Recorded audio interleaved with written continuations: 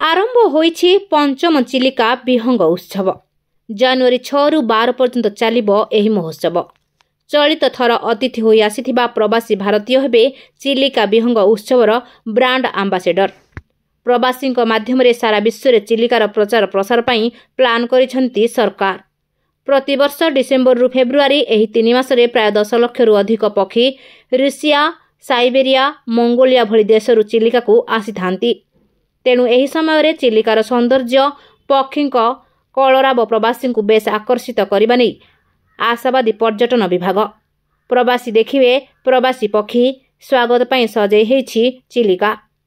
गोटिए पटे राजधानी रे प्रवासी भारतीय सम्मिलनी एवं अन्यपटे विहंग उत्सव पई चिलिका चलचंचल। प्रवासी जेमिति अतिथि होई ओडिशा आसिछंती ठीक सेमिति पक्षी मध्य अतिथि होई चिलिका रे डेरा पकाइछंती। आज चिलिका एवं मंगला जोड़ी रे पक्षी दर्शन 11 तारिख रे बरकूल रे ओडिशा बार्ड्स कॉन्क्लेव अनुष्ठित हेब। मंगला जोड़ी पक्षी अभयारण्य रे पारंपरिक झोटी चिता आंकी पर्यटक और प्रवासी भारतीय को स्वागत करने सहित पर्यटन नौका को साधव बहु परी सजा जाउछि। पक्षी देखिबा पई चिलिका रे पहुंची पर्यटक।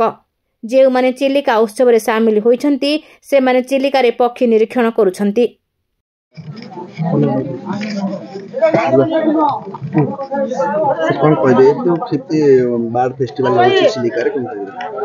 Fifth national Chilika bird festival गतकाली इनॉग्रेट होईची 6 तारिख दिन भुवनेश्वर इनॉग्रेशन थिला आउ चलो 12 तारिख पर्यंत 7 और 8 तारिख अच्छी फील्ड विजिट जहाँ गोटे दिन आज मंगलाजोड़ी रखा जापर सब्सिक्वेंटली आफ्टरनून प्रोग्राम अच्छी wetland research and training centre को बुलवे और पाखापाखि प्लेसेस ऑफ इम्पोर्टेंस से देखा तापर आसंता काली भोर से माने नलबण जो मैंने रजिस्टर कर नलबण कहुई नलबण जी समस्ते आसिक चढ़ी देखी सारापर से नेक्स्ट प्रोग्राम सब अच्छी विभिन्न प्रोग्राम अच्छी 12 तारिख मध्य जमती कि 7 तारिख रु 12 तारिख पर्यंत regional museum of natural history चलो गोटे वाइल्ड लाइफ फिल्म शो चलो सेगुड़ा समस्ते लाभ उठे पारे जो मैंने अच्छा आउ रही नंदनकानन बर्ड वॉक अच्छी आउ 11 तारिख दिन बरपुल अच्छी बर्डर्स कॉन्क्लेव इन सब विभिन्न प्रोग्राम सब ऑर्गेनाइज कर 7 रु 12 तारिख पर्यंत ता भितर 8 रु 9 आउ 10 रहिबो प्रवासी भारतीय दिवस। प्रवासी भारतीय दिवस मध्य जो प्रवासी भारतीय माने आसरे विभिन्न लोकेशंस को फैसिलिटी रखा जाए बोलिकी ठीक भाव जाए। प्रवासी भारतीय माने केबे आसीबे से 8 9 और 10 शेड्यूल अच्छी शेड्यूल अनुसार जहाँ प्रोग्राम अच्छी प्रोग्राम अनुसार ट्रिप टाक ऑर्गेनाइज आपण परिचय दें।